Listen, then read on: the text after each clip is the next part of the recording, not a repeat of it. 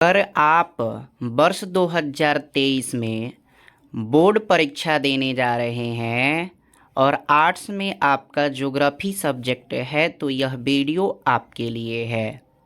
नमस्कार मित्रों, आप सभी का हार्दिक स्वागत है हमारे यूट्यूब चैनल उत्प्रेरक एक विद्या केंद्र में। अगर 3 फरवरी को आपका ज्योग्राफी का एग्ज़ाम है तो यह वीडियो आपके लिए है। इस वीडियो में दिखने वाले 70 ऑब्जेक्टिव प्रश्न जो कि बहुत ही महत्वपूर्ण है, उन्हीं महत्वपूर्ण प्रश्नों को हम देखने वाले हैं। कल के एग्ज़ाम में ये हूबहू क्वेश्चन आप लोगों को देखने को मिल सकती है। तो आइए हम सभी शुरू करते हैं इस क्लास को। यदि आप हमारी यूट्यूब चैनल पर नए हैं तो आप हमारे यूट्यूब चैनल को सब्सक्राइब अवश्य करें। यदि आपको किसी भी तरह की आर्ट्स या साइंस या 10th क्लास के किसी भी विषय के PDF नोट्स चाहिए तो हमसे संपर्क कर सकते हैं। तो आइए इस क्लास को हम सभी शुरू करते हैं। इसका पहला क्वेश्चन है, नौ निश्चयवाद के प्रवर्तक कौन थे?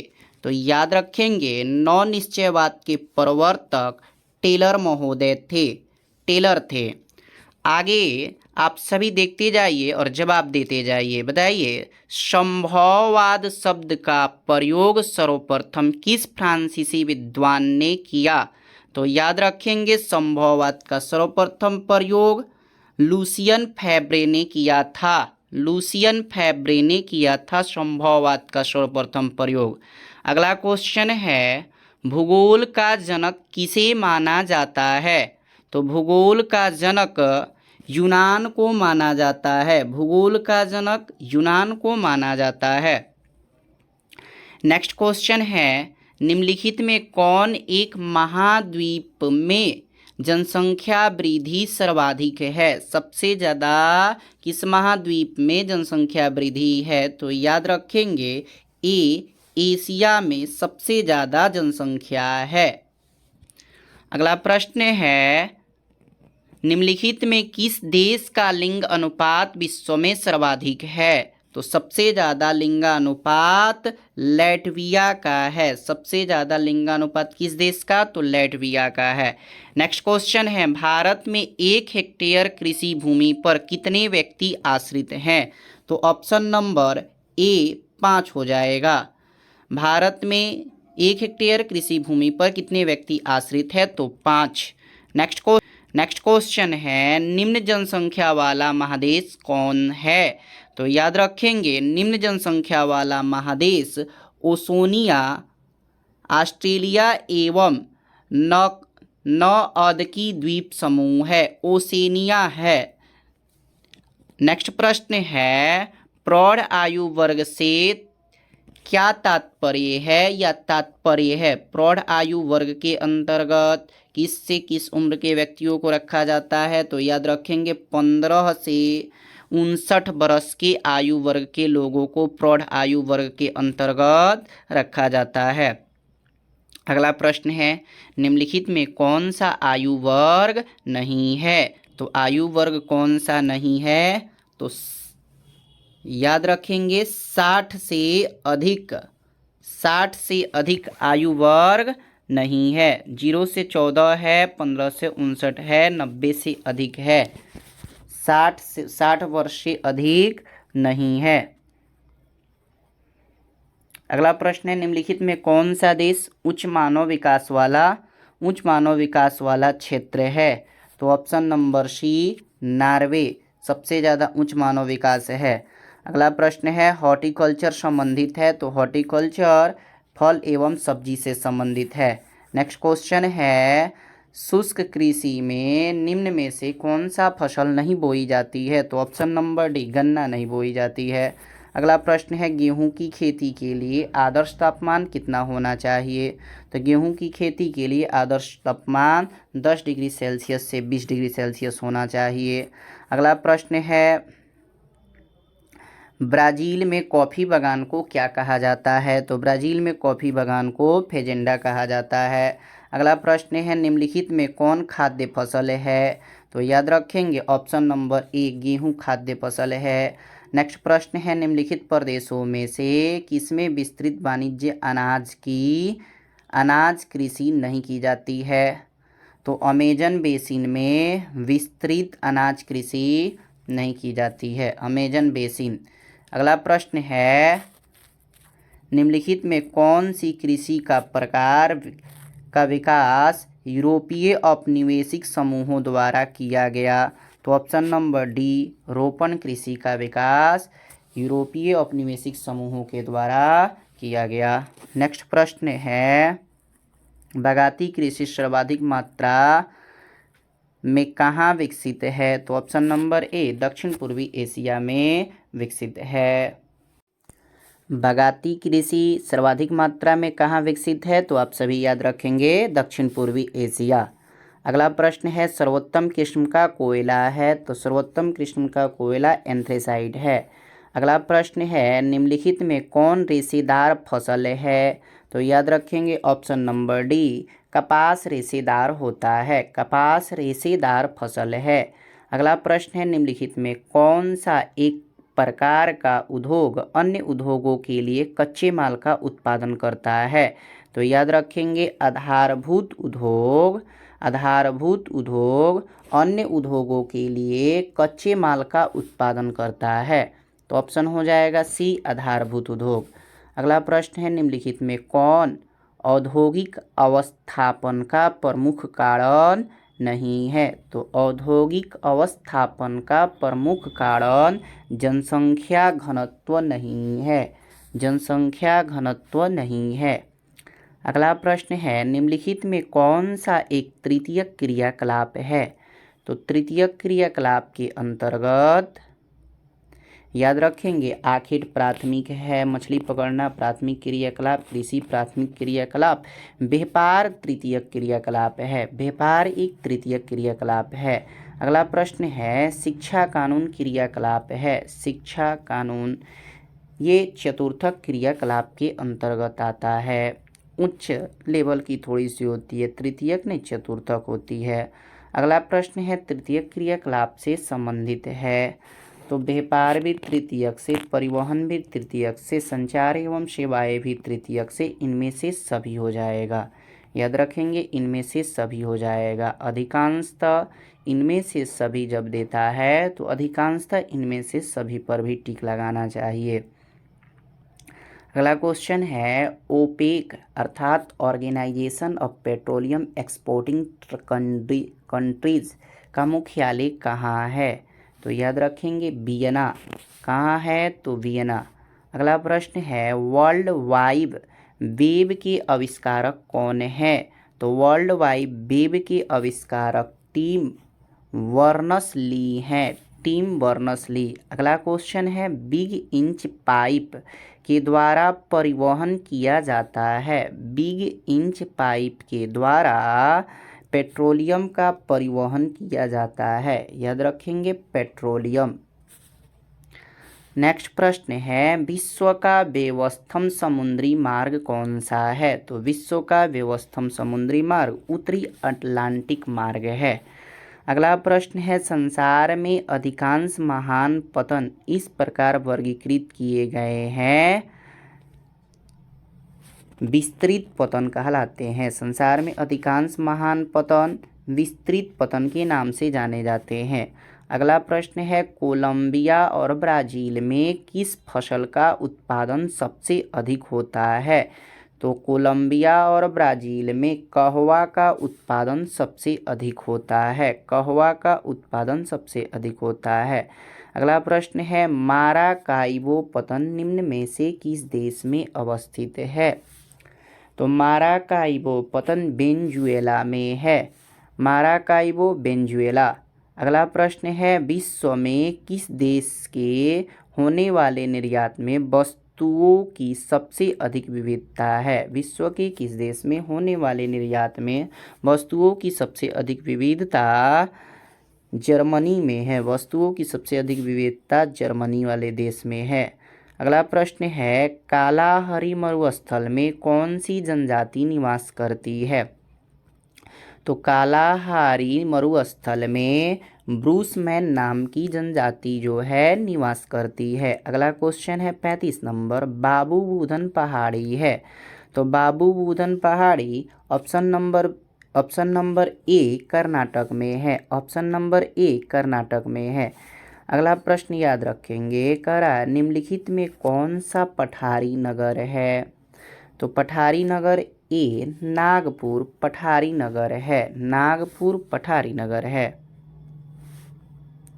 अगला प्रश्न है, निम्नलिखित राज्यों में किसका 0 से 6 आयु वर्ग में लिंगानुपात निम्नतम है। 0 से 6 आयु वर्ग में लिंगानुपात निम्नतम है। तो ए हरियाणा में लिंगानुपात सबसे न्यूनतम है 0 से 6 के बीच में। अगला प्रश्न है, 2011 की जनगणना के अनुसार भारत का लिंगानुपात 943। 2011 के अनुसार भारत का लिंगानुपात 943 है। अगला प्रश्न है, क्षेत्रफल की दृष्टिकोण से भारत का सबसे बड़ा राज्य कौन है। तो क्षेत्रफल के दृष्टिकोण से भारत का सबसे बड़ा राज्य राजस्थान है। अगला प्रश्न है, किस अवधि में जनसंख्या वृद्धि का ह्रास हुआ है। तो ऑप्शन नंबर सी 1911 से 1921 तक जनसंख्या वृद्धि में ह्रास हुआ है। 1911 से 1921 तक। अगला प्रश्न है, भारत की जनसंख्या के अनुसार निम्नलिखित में कौन सा नगर की परिभाषा का अंग नहीं है। तो नगर की परिभाषा का अंग कौन नहीं है। पहला कह रहा है जनसंख्या घनत्व तो 400 व्यक्ति प्रति वर्ग किलोमीटर होना। बात सत्य है, जनसंख्या घनत्व तो 400 व्यक्ति प्रति वर्ग किलोमीटर, यानी 1 किलोमीटर में 400 से ज़्यादा आदमी। ये बात नगरों के लिए सत्य है। अगला बात कह रहा है नगर पालिका या निगम आदि का होना। बात सही है, नगर में नगर पालिका नहीं तो नगर निगम होते हैं। अगला प्रश्न है, जनसंख्या आकार 5000 व्यक्ति से अधिक, जब 5000 से ज़्यादा जनसंख्या होती है तब नगर का रूप लेती है। लेकिन डी नंबर कह रहा है 75% से अधिक जनसंख्या का प्राथमिक क्षेत्र में संलग्न होना, जो कि नहीं होगा। कभी भी नगर की परिभाषा में ये नहीं आता है 75% से अधिक जनसंख्या का प्राथमिक क्षेत्र अर्थात कृषि क्षेत्र या कृषि क्षेत्र से जुड़े हुए क्षेत्र में जुड़ा होना। ये गांवों की परिभाषा होती है। तो ये ऑप्शन नंबर डी हो जाएगा, ऑप्शन नंबर डी। अगला प्रश्न है, निम्नलिखित में कौन एक जन स्थानांतरण का अपकर्ष कारक है। लोगों के स्थानांतरण का अपकर्ष कारक नहीं है। तो अपकर्ष कारक हो जाएगा रहन सहन की निम्न दशा।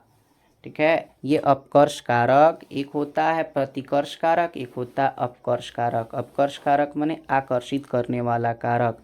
ठीक है, अपकर्ष कारक कौन नहीं होगी तो रहन सहन की निम्न दशा होगी तो कोई व्यक्ति वहाँ पर जाना नहीं चाहेगा, आकर्षित नहीं होगा। तो यही ऑप्शन हो जाएगा।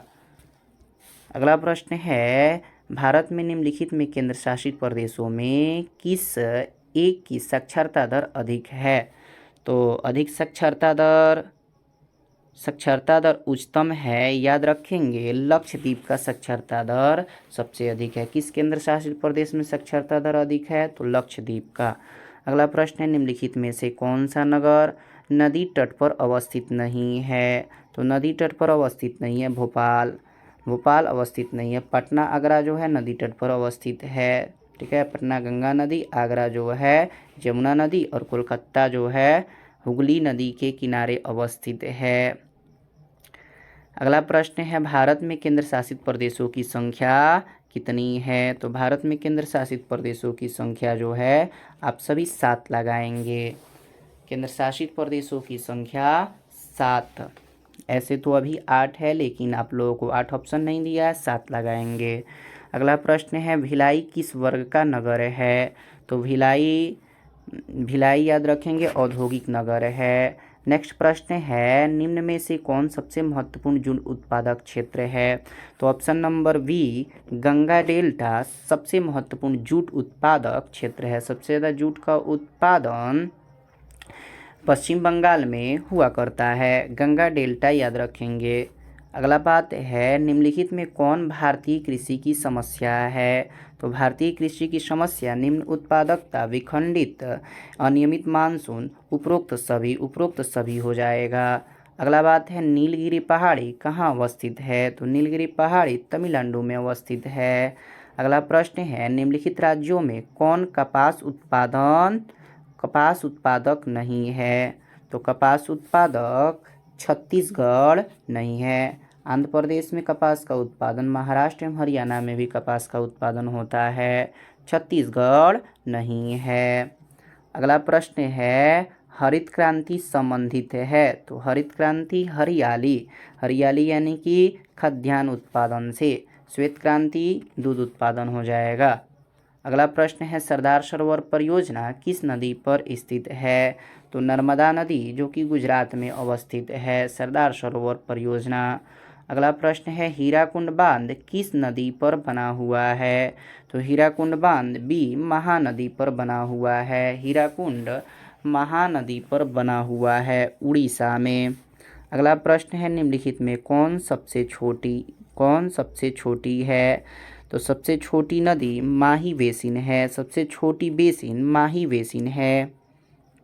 अगला प्रश्न है सबसे महत्वपूर्ण जून उत्पादक क्षेत्र है। तो सबसे महत्वपूर्ण जून उत्पादक क्षेत्र गंगा डेल्टा है। अगला प्रश्न है रावत भाटा परमाणु ऊर्जा संयंत्र किस राज्य में अवस्थित है। तो रावत भाटा परमाणु ऊर्जा संयंत्र ऑप्शन नंबर ए राजस्थान में अवस्थित है। अगला प्रश्न है निम्नलिखित में से कौन एक ऊर्जा का गैर परंपरागत स्रोत है। तो ऊर्जा का गैर परंपरागत स्रोत कोयला परंपरागत, खनिज तेल परंपरागत, जलविद्युत परंपरागत, सौर ऊर्जा गैर परंपरागत हो जाएगा। आजकल ज़्यादा इस्तेमाल की जा रही है, ठीक है, परंपराधर नहीं है लेकिन आजकल ज़्यादा हो रही है, तो सौर ऊर्जा हो जाएगा। नेक्स्ट क्वेश्चन है मौसावी श्रेणी का संबंध निम्न में से किससे है। तो मौसावी श्रेणी का संबंध लौह अयस्क से है। अगला प्रश्न है सिंगरौली किस चीज़ के लिए प्रसिद्ध है। तो सिंगरौली ऑप्शन नंबर ए कोयला के लिए प्रसिद्ध है। अगला प्रश्न है तारापुर नाभिकीय ऊर्जा केंद्र अवस्थित है। तो तारापुर नाभिकीय ऊर्जा केंद्र ऑप्शन नंबर बी महाराष्ट्र में अवस्थित है। अगला प्रश्न है सोलापुर किस उद्योग के लिए जाना जाता है। तो सोलापुर ऑप्शन नंबर डी सूती वस्त्र उद्योग के लिए जाना जाता है। अगला प्रश्न है बोकारो इस्पात केंद्र क्या है। तो सार्वजनिक क्षेत्र है अर्थात सरकारी है। अगला है प्रादेशिक नियोजन का संबंध है। तो प्रादेशिक नियोजन का संबंध क्षेत्र विशेष के विकास के उपागम है। प्रादेशीय नियोजन क्षेत्र विशेष के विकास का उपागम माने क्षेत्र है। अगला प्रश्न है भारतीय रेल की शुरुआत कब हुई थी। तो भारतीय रेल की शुरुआत ऑप्शन नंबर ए 1853 में हुई थी। पहला ट्रेन मुंबई से ठाणे के बीच में चला था। अगला प्रश्न है किस वर्ष भारत को इंटरनेट की सुविधा प्राप्त हुई थी। तो भारत को इंटरनेट की सुविधा 1998 में प्राप्त हुई थी। अगला प्रश्न है भारत में 4 महानगरों को जोड़ने वाली सड़क है। तो ऑप्शन नंबर डी स्वर्णिम चतुर्भुज मार्ग 4 महानगरों को जोड़ती है, इसीलिए स्वर्णिम चतुर्भुज मार्ग। अगला प्रश्न है उत्तर दक्षिण गलियारा जोड़ता है। तो ऑप्शन नंबर सी श्रीनगर को कन्याकुमारी से। अगला प्रश्न है वर्ष 2010-11 में निम्नलिखित में कौन भारत का सबसे बड़ा व्यापारिक भागीदार था। तो option number A United Arab अमीरात। अगला प्रश्न है ध्वनि प्रदूषण का मापन होता है। तो ऑप्शन नंबर डी डेसिबल में होता है। अगला प्रश्न है औद्योगिकरण से कौन सा प्रदूषण होता है। तो औद्योगिकरण से जल प्रदूषण, वायु प्रदूषण, ध्वनि प्रदूषण, इनमें से सभी होता है। अगला आगे इस तरह से हम लोगों का 70 प्रश्न जो है समाप्त होता है। इन प्रश्नों को पढ़ने के बाद आप सभी का 3 फरवरी को होने वाले एग्ज़ाम में काफ़ी प्रश्न बनेंगे। इसी तरह के आगे भी प्रश्नों को, विषय से जुड़े हुए प्रश्नों को जानने के लिए हमारी YouTube चैनल से बने रहें। धन्यवाद।